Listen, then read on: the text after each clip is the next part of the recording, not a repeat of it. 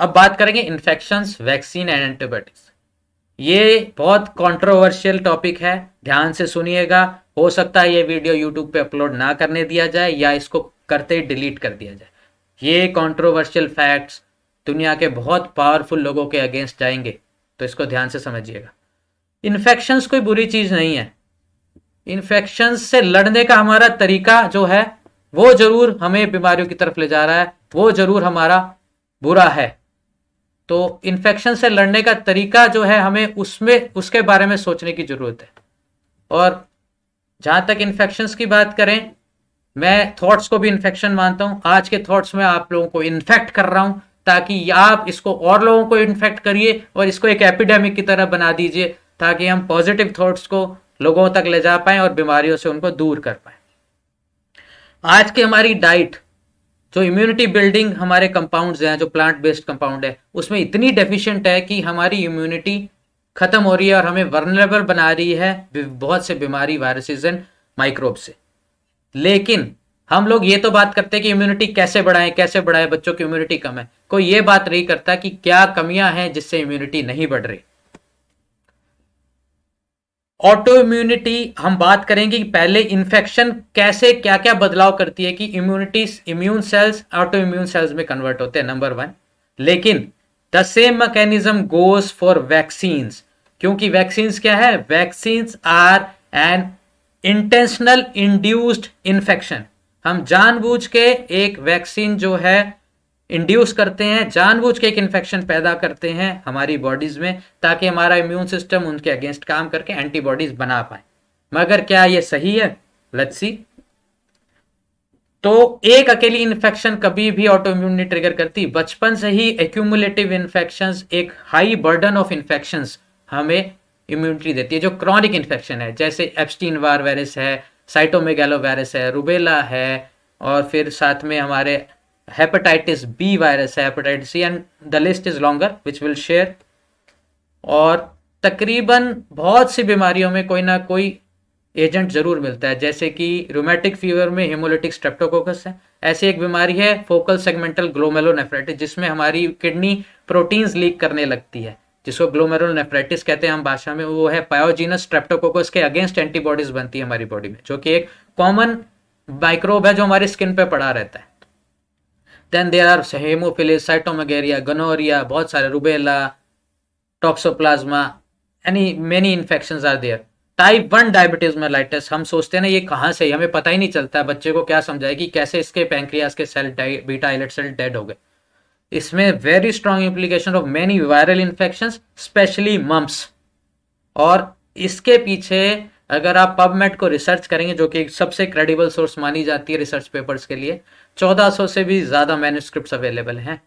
तो सोच सकते हैं कितना कॉमनली इन्फेक्शन हमें ऑटो इम्यूनिटी दे सकती है।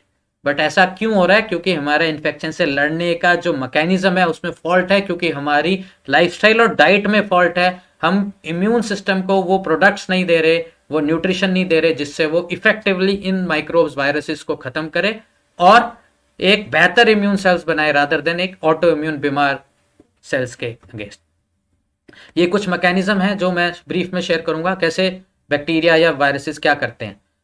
ये आते हैं हमारे एंटीजन प्रेजेंटिंग सेल यानी न्यूट्रोफिल्स में, या इनेट इम्यूनिटी में जाते हैं, फिर ये एंटीजन प्रोड्यूस, ये मॉलिकुलर मिमिक्री, यानी जो बैक्टीरिया का स्ट्रक्चर है और जो हमारा टी सेल्स एंटीजन का स्ट्रक्चर है, जो टी सेल्स को स्टिमुलेट करते हैं, ये मिल जाते हैं। तो टी सेल को डिफ्रेंशिएट नहीं कर पाता, तो बैक्टीरिया के अगेंस्ट भी और खुद के अगेंस्ट भी जो है एंटीबॉडी बना देता है, तो हमारे टिश्यूज में डैमेज होता है। सिमिलरली जो है सेल्फ एंटीजन क्रिएट होते हैं, जब ये हमारे इन्फ्लामेटरी प्रोडक्ट्स सेक्रीट होते हैं तो हमारे टिश्यू में डैमेज होता है, उसके छोटे छोटे हिस्से टूट जाते हैं, वो फिर केमिकल के रूप में हमारे ब्लड में आ जाते हैं, वो फिर सेल्फ एंटीजन बना देते हैं, फिर अगेंस्ट हमारे टी सेल जो हैं उनके अगेंस्ट काम करने लगते हैं और ऑटो इम्यूनिटी प्रोड्यूस हो जाती है। देन बाई स्टैंडर्ड एक्टिवेशन, इससे हमारी ऑटो इम्यूनिटी फैलती है to different types of tissues, यानी जो सिस्टमिक डिजीज की हम बात करते हैं, जैसे SLE है, सार्कोइडोसिस है, एटसेट्रा, ये कैसे अलग अलग टिश्यूज के अगेंस्ट हमारी ऑटो इम्यूनिटी काम कर रही है, ये वो एक्सप्लेन करता है। अगेन जो है हमारे टिश्यू से ही हमें ऐसे एंटीजन पैदा, सेल्फ एंटीजन पैदा हो जाते हैं जिनसे हमारे अलग अलग टिश्यूज के सेल्स के अगेंस्ट टी सेल काम करने लगते हैं। बायस्टैंडर्ड एक्टिवेशन इसका नाम देते हैं। देन यही कुछ सुपर एंटीजन भी बनाते हैं, अगेन वही इन्फ्लामेटरी प्रोडक्ट। ये सुपर एंटीजन और फास्ट तरीके से हमारे डैमेज करते हैं हमारे खुद के सेल्स को, खुद के टिश्यूज को। बीटा सेल्स जो है हमारे, जो एंटीबॉडीज बनाते हैं, वो भी क्रॉनिक इन्फेक्शंस जो हमने बात की, EBV, CMV, toxoplasma, other viruses, even tuberculosis, इसके अगेंस्ट एंटीबॉडीज बनाते हैं। और कुछ एंटीबॉडीज में मॉलिक्यूलर मिमिक्री की वजह से ऑटो इम्यून बन जाती हैं, जो हमारी बॉडी के सेल्स के अगेंस्ट कार्य करने लगती है। ये एक लिस्ट है जो सभी माइक्रोब्स को दर्शाती है कि थायराइड में आप देखेंगे मोस्टली ग्लैंडुलर डिजीजेस हैं, हेपेटाइटिस सी, लिवर भी एक ग्लैंड है, mumps, rubella, Epstein Barr virus, ये सब ग्लैंड्स को इफेक्ट करने वाली, तो थायराइड को भी करती हैं। ऐसे ही बहुत सारे बैक्टीरियल एजेंट्स हैं जो रूमेटॉइड आर्थराइटिस में इम्प्लीकेट है, और बहुत सारे वायरसेस हैं जो इन जनरल सिस्टमिक डिजीज में इंक्लूडेड हैं। उसमें हर्पिस सिम्प्लेक्स, साल्मोनेला जिसको हम नॉर्मली टाइफाइड कहते हैं, and other viruses are there. अब बात करते हैं वैक्सीन, क्योंकि वैक्सीन और इन्फेक्शन दोनों के अगेंस्ट बॉडी की इम्यूनिटी एक ही तरीके से काम करती है। और वैक्सीन मेरा मानना है कि डिजाइन की गई है कि हमारे बच्चे सारी जिंदगी के लिए इस फार्मा लॉबी के गुलाम हो जाए, इसके लाइफ लॉन्ग कस्टमर बन जाए। एज ए डॉक्टर मैं ये स्टेटमेंट दे रहा हूं, और ये बहुत बड़ी स्टेटमेंट है, और ये सुनने के बाद बहुत से डॉक्टर, बहुत से साइंटिस्ट, बहुत से लोग मेरे अगेंस्ट भी हो जाएंगे। बट मेरा फर्ज है, मेरी मॉरल ड्यूटी समझता हूं मैं, कि मैं अपनी रिसर्च, जो मैं 15 साल से रिसर्च कर रहा हूं, जिस पे मैं अपने बच्चों के लिए डिसीजन मेक करता हूं, वो आपके सामने रखूं। यहां मैं एक डिस्क्लेमर देने जा रहा हूं, both of my daughters are completely unvaccinated except a BCG जो उनको लेबर रूम में लगा दिया गया था। उसके अलावा मैंने उनको कोई वैक्सीन नहीं दी। One daughter is 6 years old now and the second is 4 months old। तो मैं आपके सामने फैक्ट्स रखूंगा, अपनी डिसीजन लॉजिकली सोच के आप खुद बना सकते हैं, ठीक है जी। और ये facts proven medical research paper से हैं। दूसरी बात, 15 साल से मैं इस बारे में, इस टॉपिक पे रिसर्च करूँ, शायद और भी पहले से, क्योंकि कॉलेज में भी हमें इंट्रोड्यूस किया गया था, क्योंकि होम्योपैथी वैक्सीन को एक बीमारी मानती है। इसमें एक बीमारी लिस्टेड है, वैक्सीनोसिस हम लोग बोलते हैं, होम्योपैथ्स यहाँ पे जानते होंगे। इतनी रिसर्च मैंने बहुत से वीडियोस देखे, बहुत से रिसर्च पेपर पढ़े, लेकिन आज की डेट में वो नेट पे अवेलेबल नहीं है, क्योंकि इतने पावरफुल लोग हैं कि ये ऐसे लोगों को हायर कर लेते हैं कि वो उनके सपोर्ट में बात करते हैं, और हम लोगों को जो आपके सामने फैक्ट डाल रहे हैं, हमें बोल देंगे कि ये कॉन्स्पिरेसी थ्योरिस्ट हैं, ठीक है जी, या बोल देंगे एंटी वैक्सर्स हैं। खैर, मैं फैक्ट्स आपके सामने रख रहा हूं, मर्जी आपकी है, डिसीजन आपका है। बीमारी, ऑटो इम्यूनिटी से लड़ना हम लोगों को एक साथ है। कुछ पहले मैं कोट्स कर दूं, महात्मा गांधी, दो I am not very great fan of his policies, but इन्होंने वैक्सीन के बारे में बहुत पहले ही कह दिया था कि कोई भी कॉन्शियस आदमी वैक्सीन नहीं लेगा। जॉर्ज बर्नार्ड शॉ ने बहुत पहले बोल दिया कि वैक्सीन हमारे लिए कितनी डेंजरस है, ये एक ह्यूमन रेस पे एक बम्बार्डमेंट है, एक जो है गलत तरीका है जिस पे उसको कर रहे हैं। And then there are many vaccine scientist जिन्होंने बोला था कि जो ये बोल रहे हैं ना कि वैक्सीन सेफ है और इफेक्टिव है, इससे बड़ा झूठ कोई नहीं है। और जितना ये हम गवर्नमेंट या पब्लिक अथॉरिटीज़ के हाथ में दे देंगे, उतना ही ज़्यादा ये खतरनाक बनती जाएगी। आज की डेट में आप देखिए, आपके पेडियाट्रिशियन आपके बच्चे के लिए 60 से ज़्यादा वैक्सीन की लिस्ट लेके सामने आ जाते हैं कि नहीं। चलिए लेट्स अंडरस्टैंड। जितने दुनिया के सबसे अमीर लोग हैं, स्पेशली मैं बात करूंगा बिल गेट्स की, रॉकफेलर फाउंडेशन की, हेनरी फोर्ड की, JP Morgan, Warren Buffett, Procter and Gamble, बहुत सारे बड़े बड़े नाम हैं, और मोस्टली ये यूएस और यूरोपियन बेस्ड लोग हैं। इन सब ने बहुत ज़्यादा अपनी पूंजी यूजेनिक्स में लगाई है। यूजेनिक्स का मतलब पॉपुलेशन कंट्रोल नहीं है। पॉपुलेशन कंट्रोल का तो मैं भी सपोर्टर हूँ, चलो, लेकिन वो सबके लिए इक्वली एम्प्लॉय होनी चाहिए। लेकिन यूजेनिक्स का मतलब है, मतलब ये लोग ये मानते हैं, स्पेशली बिल गेट्स की बात करें, क्योंकि उनके फादर से उनको ये सीख मिली। उनके फादर जो है पॉपुलेशन कंट्रोल डिपार्टमेंट के हेड थे यूएस में। बहुत से वीडियो इंटरव्यू में इन्होंने कहा भी है, गलती से इनके मुंह से निकला भी है, बट आज वो वीडियोस अवेलेबल नहीं है। यूजेनिक्स का मतलब है क्लीनिंग ऑफ ह्यूमन रेस। ये लोग मानते हैं कि ह्यूमन वर्ल्ड की रिसोर्सेज पे सिर्फ कुछ वेस्टर्न कंट्रीज या डेवलप्ड कंट्रीज के लोगों का हक बनता है। African countries, poor countries, Asian countries, Indians, इनका कोई हक नहीं बनता कि ये जो है वर्ल्ड की रिसोर्सेज को यूज़ करें और जिंदा रहें। तो ये इनके माइंड में सोच है और यही इनके पीछे की सोच है जो वैक्सीन की डेवलपमेंट में लगती है। अब एक बात और सोचिए आप, वैक्सीन का चैंपियन कौन बन के फिर रहा है, जिसका कोई साइंटिफिक बैकग्राउंड नहीं है वैक्सीन या मेडिकल रिसर्च, जो खुद नोन है कि कैसे वो कंप्यूटर के फील्ड को मोनोपोलाइज करते हैं, कैसे वो छोटी छोटी कंपनीज को खरीद लेते हैं, कैसे वो जबरदस्ती अपनी विंडोज को आपको बेचते हैं, जबरदस्ती माइक्रोसॉफ्ट विंडोज आपको अपग्रेड करनी पड़ती है, खरीदनी पड़ती है। तो इतने मोनोपोली माइंडेड लोग अपने आप को जब फिलेंथ्रोपिस्ट कहते हैं, तो आपको खुद समझना चाहिए कि लानत है ऐसे पैसे पे, ऐसी अमीरियत पे। कुछ न्यूज़पेपर क्लिपिंग्स हैं ये जो द डिप्लोमेट की है, जिसमें ये साफ बताया कि इन्होंने कैसे मेडिकल एथिक्स का हनन किया, हमारे कुछ पुअर पॉपुलेशन, ट्राइबल पॉपुलेशन पे लाके अपनी वैक्सीन, पोलियो वैक्सीन और गार्डेसिल, जिसको आप लोग एचपीवी वैक्सीन कहते हैं। आजकल हमारी बच्चियों को बहुत थ्रस्ट करते हैं माओ को कि अपनी बेटी को सर्वाइकल कैंसर से बचा लेगी एचपीवी। किसने देखा है 20 साल बाद उसको सर्विक्स कैंसर हो रहा है या नहीं? बट इसका डैमेज तो इनकी लिस्टेड है आज भी इन्हीं के पेपर में। देन ये तो रिसेंट बात है, कोविड के दौरान बिल गेट्स और सीरम, अगर इनकी वैक्सीन इतनी सेफ है, इतनी इफेक्टिव है, तो ये क्यों आर्म ट्विस्ट करके गवर्नमेंट्स को बोलते हैं कि हमें इम्यूनिटी दो तभी हम अपनी वैक्सीन लाएंगे? इतना ही इनकी रिसर्च में दम है तो प्रूफ आके लड़ते क्यों नहीं है जिन लोगों को डैमेज हुआ है? और मैं यहाँ पे बैठे कई केसेस में दिखा सकता हूं, अभी कुछ लोग हमारे साथ भी हैं। मैं एक सिंपल सा फैक्ट बताता हूं, मेरे पिछले 15 साल के मेडिकल कैरियर में मैंने टोटल 7 केसेस देखे हैं इडियोपैथिक थ्रोम्बोसाइटोपेनिक परप्यूरा आईटीपी के, जिसमें हमारी ऑटो इम्यून एंटीबॉडीज हमारी प्लेटलेट को मार देती है और बिना चोट लगे ब्लीडिंग हो जाती है, जो बहुत डेंजरस है। और इन 7 केसेस में से 4 केसेस मुझे पिछले 6 महीने में मिले हैं, उनमें से 3 लोग आज हमारे साथ भी हैं। ठीक है, बात करेंगे। उसके अलावा बहुत से बच्चों में मैंने देखा है, पता नहीं आज अभी ऐड हुई नहीं है सीमा कामरा जी, उनके बच्चे की बात करेंगे, उनको कोवैक्सीन के 1 हफ्ते के अंदर, 14 साल का बच्चा है, डाउन सिंड्रोम उसको है, 14 साल के बच्चे को within 1 week of Covaxin 2 auto immune disease सामने आ गई, जो पहले भला चंगा हेल्दी था। वो क्या थी? एक है ग्रेव्स डिजीज, हाइपरथायराइडिज्म, जिसकी वो दवाई ले रहा है, और दूसरा एलोपेशिया टोटालिस, उसके सर से पूरे बाल ही उड़ गए, एलोपेशिया एरियाटा का bigger form. Then Melinda Gate foundation के अगेंस्ट हमारे सुप्रीम कोर्ट ऑफ इंडिया में भी केसेस दायर थे। कोसी नदी के किनारे इन्होंने अपनी वैक्सीन सप्लाई की थी पोलियो, जिसके बाद अराउंड 46,000 बच्चे पोलियोग्रस्त हो गए थे, बीमार पड़ गए थे। लेकिन इस रिसर्च को, इस लॉ वाली फैक्ट को मैं नहीं ढूंढ पाया, अब ये मैंने पहले पढ़ी थी। तो किस तरह से ये इसको रिमूव कर देते हैं ये भी आप ध्यान रखिए, इसी तरह से शायद ये वीडियो भी रिमूव हो जाएगा। देन तेलंगाना में 16,000 बच्चियों पे इन्होंने गार्डेसिल टेस्ट की या लगाई, आप बोल दो, ये फ्री बोलते हैं, हम फ्री वैक्सीन दे के आ रहे हैं, एक तरह से वो टेस्टिंग होती है, और बहुत सी बच्चा उसमें बीमार पड़ गई। सेम चीज हुई कोलंबिया में भी। ये इकोनॉमिक टाइम्स ब्यूरो का जो है न्यूज़पेपर क्लिपिंग है।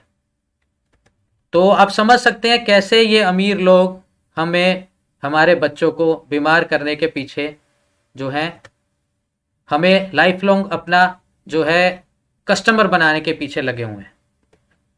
ये इनका सेल्फ प्रोक्लेम्ड है, इन्होंने खुद माना है, कई इंटरव्यूज में बोला है बिल गेट्स ने कि gene editing can help humanity. इस बात को याद रखिएगा, इस लाइन को याद रखिएगा जब हम वीट के बारे में बात करेंगे, गेहूं के बारे में बात करेंगे। बिल गेट्स कहते हैं कि अगर हम जीन एडिटिंग कर देंगे, genetically modified food and meat लेके आ जाएंगे, तो हमें जो है भूख से हम लड़ पाएंगे, स्टारवेशन से लड़ पाएंगे, बीमारियों से लड़ पाएंगे। देखते हैं ये फैक्ट सही है या नहीं। कुछ इस तरह से हमारी गाय दिखेगी जिसकी शक्ल तो कुत्ते जैसी होगी, शरीर हिरण जैसा होगा, पता नहीं क्या ही बन रहा है वो, और किस तरह का दूध फिर वो हमें देंगी, और किस तरह का वो डीएनए डैमेज हमारे अंदर करेंगे। अब बात करते हैं वैक्सीन की पे हम बात कर रहे हैं, तो वैक्सीन के टाइप क्या क्या है? ये कुछ टाइप्स आपके सामने हैं। Inactivated, live attenuated, messenger RNA, toxoid, जहां पे हम वैक्सीन वायरस के टॉक्सिक मटेरियल, वायरल वेक्टर्स, इन सभी वैक्सीन को अगर आप ध्यान से समझे तो इनमें क्या यूज हो रहा है, वही इन्फेक्टिव एजेंट्स हैं जो हमें ऑटो इम्यूनिटी दे रहे थे, और उन्हीं के प्रारूप, यानी उन्हीं के कहते हैं कि भाई इनको हमने डीनेचर कर दिया, इनको हमने वीक करके आपकी बॉडी में इंट्रोड्यूस कर दिया।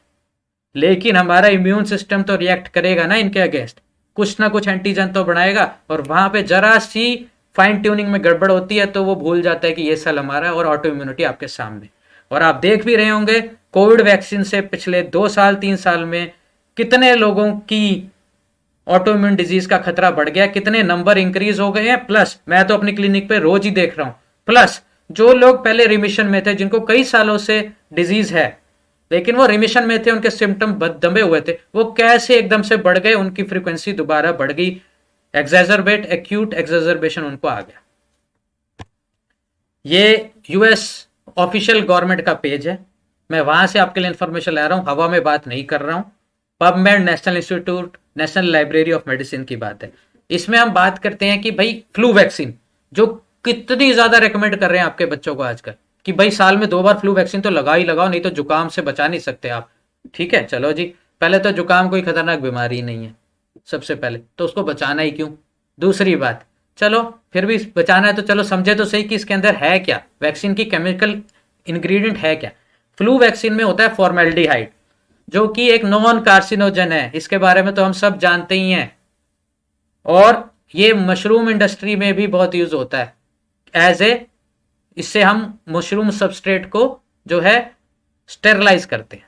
दूसरा थाइमोसरल, थाइमोसरल क्या है भाई, thimerosal is a organo mercury compound. जानते हैं ना पारा कितना खतरनाक है हमारे लिए, तो अभी आपकी पारा आपकी वैक्सीन में है, जो वैक्सीन सीधी आपके खून में जाएगी बच्चे के, सोच लो। देन एल्यूमिनियम सॉल्ट्स, क्यों, एल्यूमिनियम नॉन कार्सिनोजन है, जानते हैं डीएनए डैमेज करता है, परफ्यूम्स और एंटीपर्स्पिरेंट पे बहुत रिसर्च हम कर चुके हैं। Then comes gelatin, and then antibiotics, gentamicin neomycin, जिसकी हमें कोई जरूरत नहीं है बिना बात के एंटीबायोटिक अंदर। अब ये तो कहते हैं भाई इनका मात्रा बहुत कम है इसलिए इनका कोई नुकसान नहीं है। अब खुद सोच लीजिए, मैं आपके खुद के विजडम पे छोड़ता हूं, चलो मात्रा कम भी है तो एक तो हमारी बॉडी में बायोमैग्निफिकेशन होता है, हमारी बॉडी जो है इन केमिकल्स को बढ़ा देती है। दूसरा हमारे फैट सेल्स इन सबको स्टोर करके रखते हैं। तीसरा इनकी हाफ लाइफ, केमिस्ट्री का वर्ड है हाफ लाइफ, बहुत लंबी है, यानी ये बॉडी में एक्यूमुलेट होते रहते, खत्म नहीं होते। तो हर 6 महीने वैक्सीन लगाते रहोगे तो कभी ना कभी तो मात्रा पार कर जाएगी कि नहीं, खुद सोचिए। देन कम्स ये द इकोनॉमिस्ट और यूनिसेफ वर्ल्ड एचओ की कुछ ग्राफ्स हैं आपके सामने, कि भाई कौन से देश में लोग मानते हैं कि वैक्सीन सेफ है। तो अब देख लो, यूनाइटेड स्टेट, जर्मनी और ब्रिटेन में तो 20% से भी 10% लोग मानते हैं सिर्फ। और कितने लोगों ने मीजल्स की क्रूशल जैब लिया ही नहीं है, मेरी बेटी भी उनमें से एक है। इधर ये स्टडी यूरोपियन कंट्रीज और टॉप 10 जो हाई इनकम कंट्रीज उनकी बात हो रही है, तो देखिए सबसे आगे यूएस है, सारी दुनिया को वैक्सीन बेचनी है इन्होंने और खुद लगा नहीं रहे। अब हम लोगों को तो ये एंटी वैक्सर्स बोलेंगे, कॉन्स्पिरेसी थ्योरिस्ट भी बोलेंगे, वीडियो जो डिलीट करने का बहाना चाहिए। चलिए, असल में फैक्ट क्या है, ये मैं क्लिनिक पे भी ऑब्जर्व करता हूं, आप सबने भी एज ए डॉक्टर या एज ए अपने समाज में देखा होगा, जब ये और इन्फेक्टिव डिजीजेज यानी chicken pox, measles, mumps etcetera जब छोटी उम्र में होती है ना, तो बहुत जल्दी ठीक हो जाती है, पता ही नहीं चलता कब आई और कब चलेगी। 3 से 5 दिन का इनका कोर्स होता है, सेल्फ लिमिटिंग खत्म हो जाती है। बट जब यह बीमारी एडल्ट्स में होती है तो बहुत ज्यादा सिवियर होती है, बहुत ज्यादा कॉम्प्लिकेशंस के साथ होती है और बहुत ज्यादा कष्ट देती है। फिर भी हम वैक्सीन बच्चों को लगाते हैं जिनका प्रोटेक्शन पीरियड कुछ सालों तक रहता है, और फिर चिकन पॉक्स आता है जब हमारे बोर्ड के एग्जाम आते हैं, देखा होगा आपने 10वीं 12वीं के बच्चों को। तो हम चाहते हैं कि लोग हम बच्चे को ज्यादा सफर कराएं इन्हीं बीमारियों से। बीमारियां तो ये होनी है, चिकन पॉक्स वायरस वैक्सीन आप लगाते हो फिर भी होता है, मीजल्स लगाते हो फिर भी होता है, थोड़ी बड़ी उम्र में होता है, तो क्यों ज्यादा कष्ट देना चाहते हैं अपने बच्चों को आप, ठीक है ना। अब इसी फैक्ट को प्रूव करने के लिए, क्योंकि कोविड में देखा गया कि बच्चों पे बहुत कम असर हो रहा है, तो इन्होंने और रिसर्च की। फिर अब ये रिसर्च पेपर आपके सामने पब्लिश्ड है, ये देखिए इसमें क्या किया इन्होंने, बहुत बड़ा डाटाबेस लिया, 142 अलग अलग इंफॉर्मेशन सोर्सेज और अलग अलग बीमारियों का डाटा लिया। उसमें 19 वायरल 13 बैक्टीरियल बीमारियां जो कॉमनली बच्चों को ग्रस्त करती है। इन्होंने देखा school going children are least severely affected, फिर भी हमें वैक्सीन देनी है, डिसीजन आपके ऊपर है। सेम थिंग जॉन हॉपकिंस का पेज है, ये बहुत ही क्रेडिबल एक क्लिनिकल पेज है। ये कहते हैं कि चिकन पॉक्स लेस सिवियर होता है बच्चों में देन एडल्ट्स। देन ये इंडियन जर्नल ऑफ पेडियाट्रिक्स में पब्लिश्ड पेज है कि भाई कोविड के इफेक्ट हमारे बच्चों में बहुत कम हुए, वो बहुत जल्दी ठीक हुए, उन्हें कॉम्प्लिकेशंस भी कम मिली। ब्रिटिश मेडिकल जर्नल सेम बात बोल रही है कि कोविड का इफेक्ट कम हुआ बच्चों पे। क्यों हुआ ये अभी रिसर्च हम कर रहे हैं। आज से 80 साल पहले, 100 साल पहले यूरोपियन कंट्रीज में, यूएस कंट्रीज में मीजल पार्टीज या पॉक्स पार्टीज हुआ करती थी। यानी अगर एक बच्चे को पॉक्स होता था ना, तो आसपास उसके फ्रेंड्स उनको बोलती थी मदर्स की, चलो हम अपना बच्चा ले जाते ताकि छोटी उम्र में ये बीमारी होकर लेस सिवियर होकर निकल जाए। ऑल्सो फीमेल्स, क्योंकि देखा गया था कि प्रेगनेंसी के सेकेंड थर्ड ट्राइमेस्टर में जो मीजल्स या मम्स या रुबेला होता है, तो उससे बच्चे पे बहुत खतरा होता है। ये तो हम आज भी जानते हैं कि एबॉर्शंस होने का खतरा होता है। तो ये क्या करती थी कि जैसे ही यंग गर्ल्स को हुआ, मैरिज से पहले एक दूसरे को इन्फेक्ट करा लिया, once in and all, life time के लिए उनके एंटीबॉडीज बन गई, काम खत्म। तो एक तरह से नेचुरल वैक्सीन हो गई। तो ये खतरनाक भी नहीं थी, माइल्ड भी थी, और ये श्योर शॉट थी। चलिए, एक लौती इरेडिकेटेड डिजीज कौन सी है आपको पता है इन वैक्सीन से? WHO के पेज पे स्मॉल पॉक्स। बट मैं उन लोगों के लिए स्पेशली बोलूंगा जो मेडिकल फील्ड से हैं, यहाँ पे जो डॉक्टर्स हैं और जिनका साइंटिफिक बैंड ऑफ माइंड है, जो सोचते हैं लॉजिकली साइंस के बारे में। तो बताइए कि सिर्फ स्मॉल पॉक्स, इतनी सारी वैक्सीन हैं, गिनती करेंगे तो 100 से भी ऊपर है, फिर भी एक ही बीमारी है जो इरेडिकेट हुई आज तक। क्यों है ऐसा? देखिए, इसके पीछे की साइंस को समझिए। हिपोक्रेट, जिनको फादर ऑफ मेडिसिन कहते हैं, उन्होंने बोला था कि बीमारी को खत्म करने के कुछ बेसिक तरीके हैं। या तो सेम एजेंट हम यूज करें उस बीमारी के अगेंस्ट, यानी आइसोपैथी कहते हैं उसको। फिर लाइक क्योर्स लाइक, यानी कि सेम सिम्टम्स हो बट सोर्स ऑफ रीजन अलग हो, जिसको हम लाइक क्योर्स लाइक कहते हैं। इसी के बेसिस पे डॉक्टर हैनेमैन ने होम्योपैथी बनाई। इसका कॉमन एग्जाम्पल है कुनीन यानी सिनकोना, जिसकी वजह से हमारी होम्योपैथी आज इस मुकाम पे है जहां ये आज है। डॉक्टर हैनेमैन ने एक किताब में पढ़ा कि भाई सिनकोना से मलेरिया जैसे सिम्टम होते हैं, ठंड लग के बुखार आता है। तो उनको समझ नहीं आया, उन्होंने गए बाजार, खूब सारी सिनकोना ली और खुद खा ली, और उन्होंने देखा कि 5-7 दिन में उनको मलेरिया जैसे सिम्टम आ गए। तो उन्होंने ये निष्कर्ष निकाला कि कोई भी ऐसे मेडिकल एजेंट्स हम यूज करके जो बीमारी जैसे सिम्टम प्रोड्यूस कर देंगे, तो वो उसी बीमारी के अगेंस्ट काम करेगी, उसी बीमारी को ठीक करेगी। बिल्कुल सही बात है। यहां मैं आईटीपी, जब लोगों से बात करूंगा आईटीपी के बारे में, तब फिर बताऊंगा आपको कि कौन से एजेंट्स हम यूज कर रहे हैं ऐसे। चलिए, ये तो हो गई लाइक क्योर्स लाइक। और इसी को फिर उन्होंने, डॉक्टर हैनेमैन ने, और मेडिकल एजेंट जिनके बारे में पहले से लिस्टेड था, पता था, कन्वेंशनल विजडम थी, तो उन्होंने यूज किया और एक यूनिवर्सल फैक्ट की तरह जाना कि भाई ये बात हर जगह लागू होती है कि लाइक क्योर्स लाइक, और इसी पे होम्योपैथी बेस्ड है। तीसरा है एंटीपैथी, जहां हम एक उल्टी चीज यूज करते हैं बीमारी ठीक करने में। जैसे कहीं जल गया तो हम बर्फ लगाते हैं। एंड देन कम्स अनरिलेटेड, जिसको हम आज एलोपैथी कहते हैं, जो अपने आप को एविडेंस बेस्ड कहती है, बट कोई बेसिक नहीं होता उसके पीछे। देयर इज नो बेसिक, उनके बेसिस चेंज होते रहते हैं। उन्होंने देखा यह बीमारी में काम करे, चलो जी दे दो। तो स्मॉल पॉक्स की जो वैक्सीन है, डॉक्टर जेनर ने काओपॉक्स के एजेंट यानी वायरस से बनाई थी, और देखा यह गया था कि काओपॉक्स का virus same similar symptoms produce करता है जो स्मॉल पॉक्स में ह्यूमंस में होते थे। यानी कि small pox was the only vaccine based on homeopathic principle. मैं यहां डंके की चोट से कह रहा हूं, आप लोग सोचिए इस बारे में। जो लाइक वैक्सीन थी, सिमिलर सिम्टम थे, बट पॉजिटिव एजेंट दूसरा था, वहां पे आज हम इस बीमारी को इरेडिकेट कर पाए हैं। लेकिन आज की वैक्सीन हैं आइसोपैथिक, यानी हम सेम एजेंट यूज कर रहे हैं, उसको डीनेचर कर रहे हैं। इसी वजह से हम कोई भी इन्फेक्टेड डिजीज को इरेडिकेट नहीं कर पा रहे। अब यहां आप बोलोगे कि भाई फिर बीमारियां कम कैसे हो रही है इन्फेक्टेड डिजीज? अब एग्जांपल ले लेते हैं, जैसे पोलियो है। Polio is primarily a gastro intestinal infection which then virus जो है एब्जॉर्ब हो जाता है इंटेस्टाइन से, और फिर हमारे लोअर मोटर न्यूरॉन्स को डैमेज करता है। ठीक है जी। अब बात समझिए, गैस्ट्रो इंटेस्टिनल इन्फेक्शन क्यों आती है? जब पूरा पुअर सैनिटेशन होता है। हमारी सैनिटेशन, रहन सहन की प्रक्रिया इंप्रूव हो गई है। आज से 50 साल पहले आपके सबके घरों में, हमारे घरों में मैला उठाने वाले लोग आते थे। हमारी जो नाइट सॉइल है, हमारा मैन्योर है, डंग है, वो उठा के ली जा जाती थी, एक जगह डंप की जाती थी, और कितना ओपनली वो होता था। इसलिए पोलियो जो है इतना कॉमन था। चलिए फिर भी हमने पोलियो वैक्सीन दे दी। अब पोलियो वैक्सीन के बाद कई एक्सपर्ट्स का ये मानना है, मेरा भी, कि पोलियो तो जैसे से कम हो रहा है, लेकिन एक ऑटो इम्यून डिजीज जो बिल्कुल पोलियो जैसी है, यानी गुलियन बारे सिंड्रोम, जो जिसको आप अगर उसकी पैथोफिजियोलॉजी समझेंगे तो समझेंगे कि ये एक तरह का सेंट्रल नर्वस सिस्टम का पोलियो है जो आपको पैरालाइज कर देता है, वो उसकी संख्या बढ़ती जा रही है। सोचने पे मैं आपको मजबूर कर रहा हूं, थॉट्स आपके हैं, लॉजिक आप लगाइए, डिसीजन आप लीजिए। ये सब बातें हमारे स्टॉलवर्ड्स डॉक्टर कॉम्पटन बर्नेट, जो एक बहुत ही सक्सेसफुल कैंसर डॉक्टर्स रहे थे यूके के, इन्होंने आज से 100 साल पहले ही एक किताब लिख दी थी वैक्सीनोसिस, जो हमारे होम्योपैथ्स के करिकुलम का पार्ट भी है। हम वैक्सीनोसिस को बीमारी मानते हैं और वैक्सीनोसिस के अगेंस्ट हम दवाइयाँ यूज़ करते हैं कि उसके इफेक्ट्स को ख़त्म करें। ऐसे ही उन्होंने क्यूरेबिलिटी ऑफ ट्यूमर्स में भी लिखा था कि जहाँ ट्यूमर्स ठीक नहीं हो पा रहे, मुझे वैक्सीनोसिस को भी ठीक करना पड़ रहा है, तभी वो ट्यूमर्स रिस्पॉन्ड करते हैं ट्रीटमेंट को।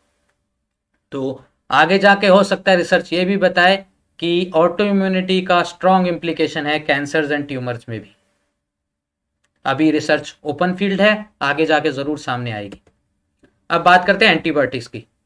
एंटीबायोटिक कितने आसानी से आप लोग जाते हैं, बच्चों के लिए इतना प्यार है हमारे मन में कि भाई जरा सी खांसी हुई नहीं, चल भाई केमिस्ट के बाद डाल एंटीबायोटिक मुंह, थोड़ी सी इन्फेक्शन हुई नहीं, पेट दर्द हुआ नहीं, चल भाई। अरे भाई 2 दिन उसको सहने तो दो, बॉडी को लड़ने तो दो। बॉडी की इम्यूनिटी कैसे बनती है? जब उसके माइक्रोब्स अंदर जाते हैं और बॉडी की इम्यूनिटी उससे लड़ती है, बट हम अलाउ ही नहीं करते, और फिर हम बोलते हैं ऑटो इम्यूनिटी क्यों आ रही है।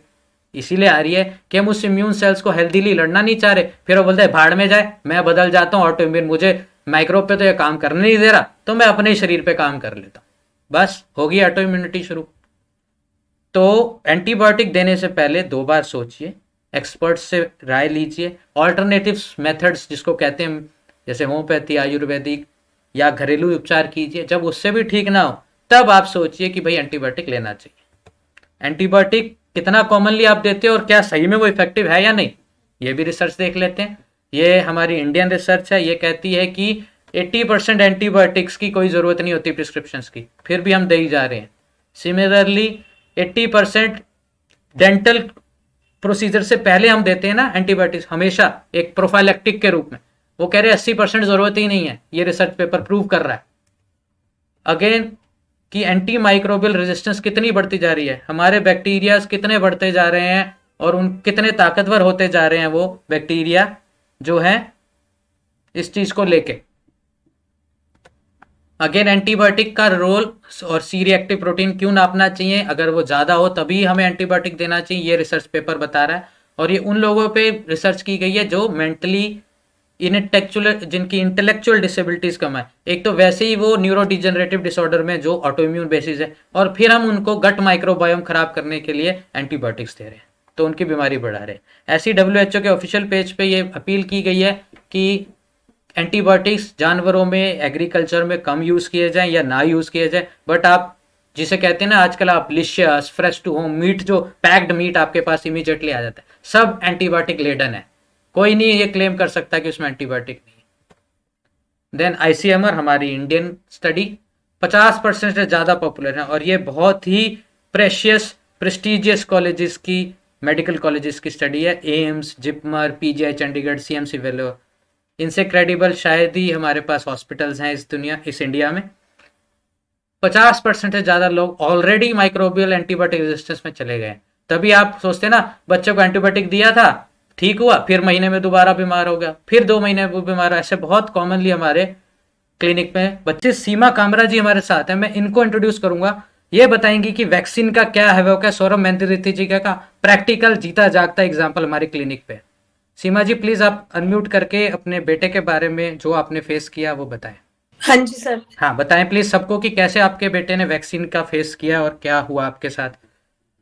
जैसे मैंने कोरोना की वैक्सीन लगवाई, उसके विद इन अ वीक सर उसके बाल जो है मैंने वॉश करने लगी जैसे, तो सारे बाल उसके निकलने लग गए धीरे धीरे धीरे धीरे। फिर उसके बाद मैंने एलोपैथी ट्रीटमेंट के लिए गई, बट वो लॉन्ग प्रोसीजर था।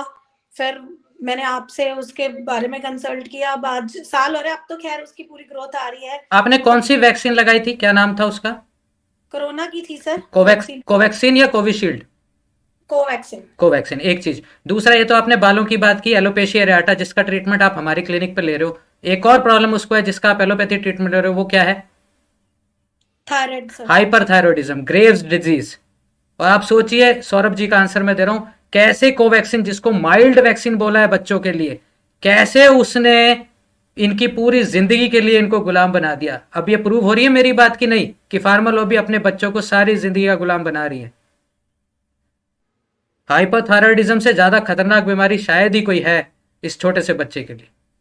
मैंने बात की थी आईटीपी की, क्योंकि कितना कॉमन मेरी प्रैक्टिस में हो गया।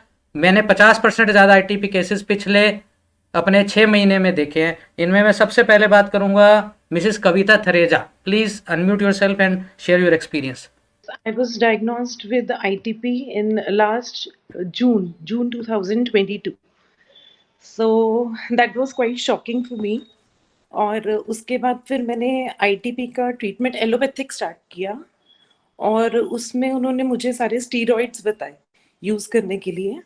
एंड स्टीरॉइड्स के साइड इफ़ेक्ट्स थे which were high BP, high sugar, और इसलिए I switch to homeopathy on recommendation of a relative of mind.